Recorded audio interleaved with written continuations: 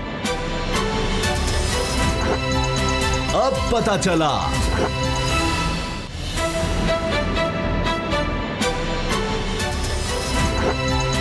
अब पता चला।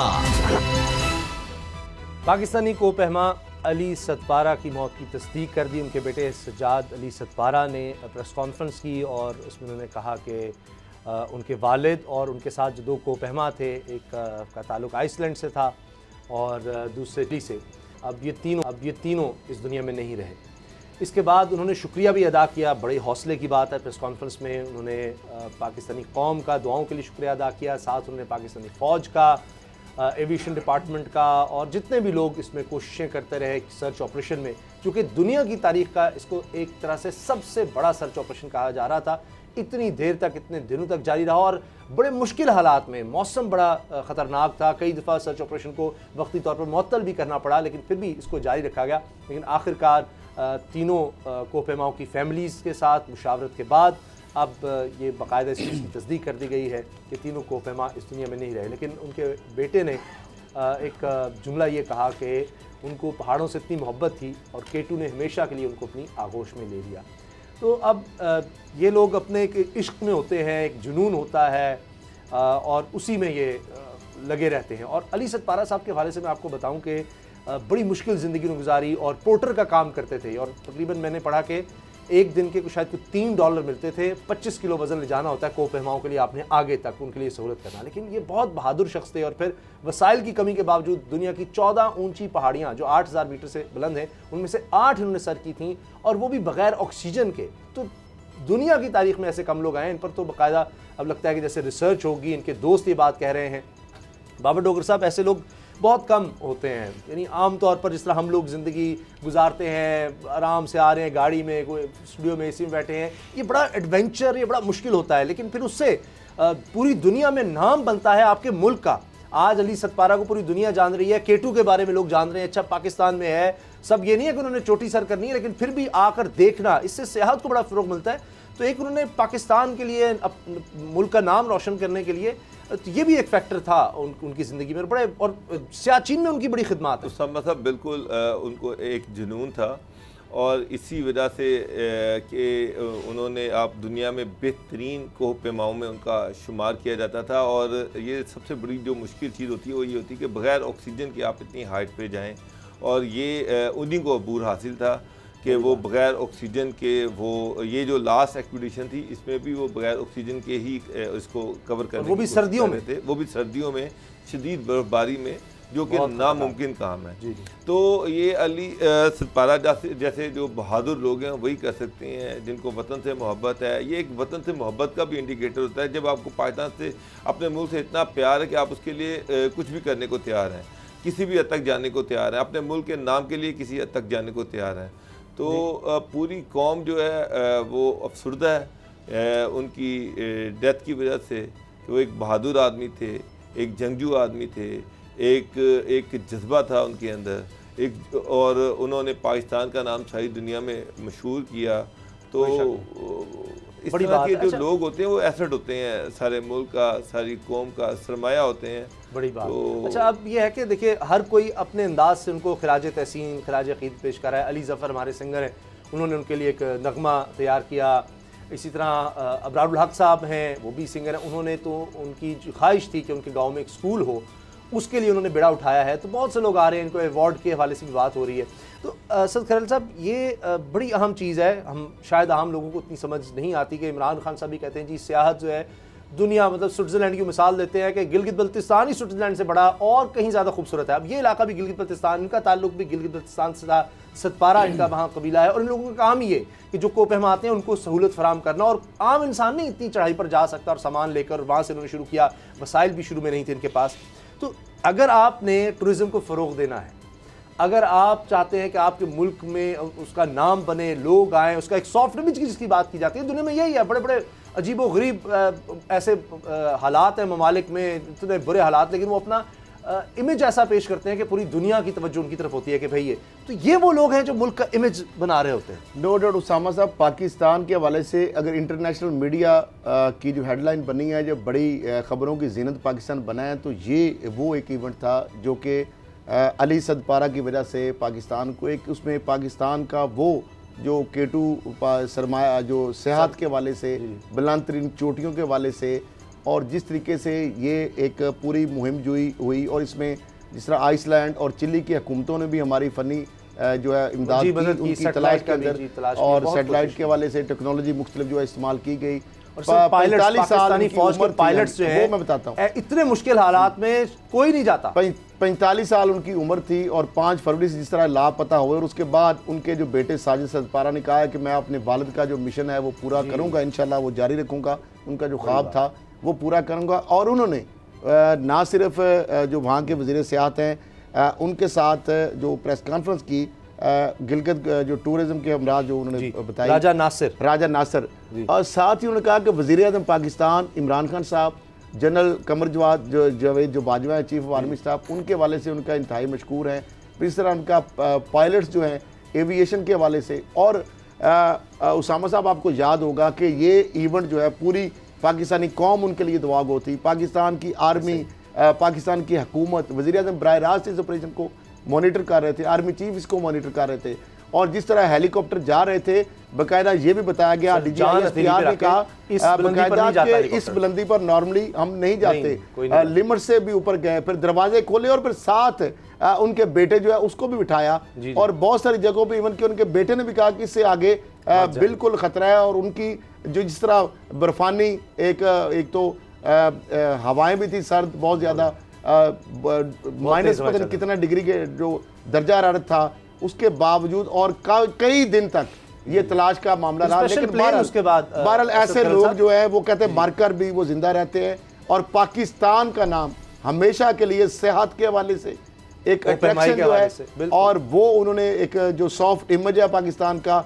वरना तो हमेशा हेडलाइन इंटरनेशनल मीडिया की पाकिस्तान के अंदर कोई दहशतगर्दी की खबर आ जाए, कोई खुदकश हमला हो, कोई धमाका हो, तो इंटरनेशनल मीडिया सिर्फ उस खबर को कैरी करता है, या इस तरह की खबर जो होती है कि इस तरह की मुहिम जोई हो या इस तरह का कोई मामला हो, तो उसको इंटरनेशनल मीडिया इसको तो मैं एक पॉजिटिव इमेज ही कह सकता हूँ, ठीक है एक वाकया हो गया, लेकिन ये अट्रैक्शन भी है उन टूरिस्ट के लिए जो पूरी दुनिया का रुख करते हैं। तो ये सेहत के लिए पाकिस्तान के लिए उनकी जितने बड़े-बड़े कोपहमाए मशहूर, आज भी वो कहते हैं जी अली सदपारा इनकी कुर्बानी को माउंट एवरेस्ट पर कोई जा रहा है वो कहते हैं अली सदपारा को साथ में लेकर हमेशा याद रखेगा। और जब भी जो सेहत की बात आएगी, पाकिस्तान की बात आएगी और जो पहाड़ों की बात आएगी, तो अली सदपारा जो है उसको क्रेडिट जाएगा, और उनका नाम हमेशा के लिए वो जिंदा अपना कर गए। और उनके जो बेटे ने जिस तरह कहा कि मैं अपने वालिद का ख्वाब पूरा करूंगा और उसका मिशन जो है उनको मैं अधूरा जो है उसको पूरा करूंगा।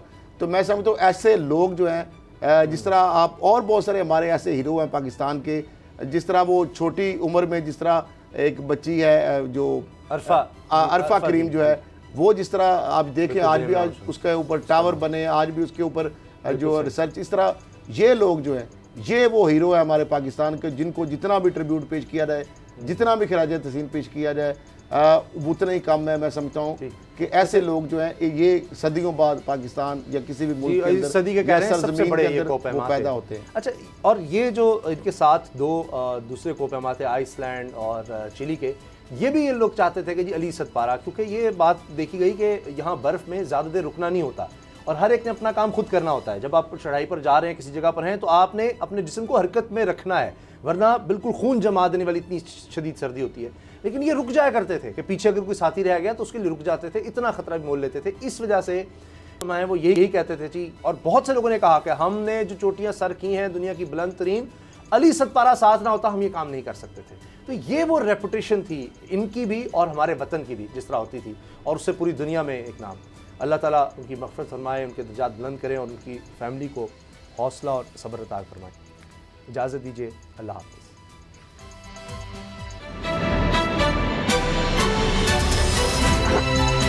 अब पता चला।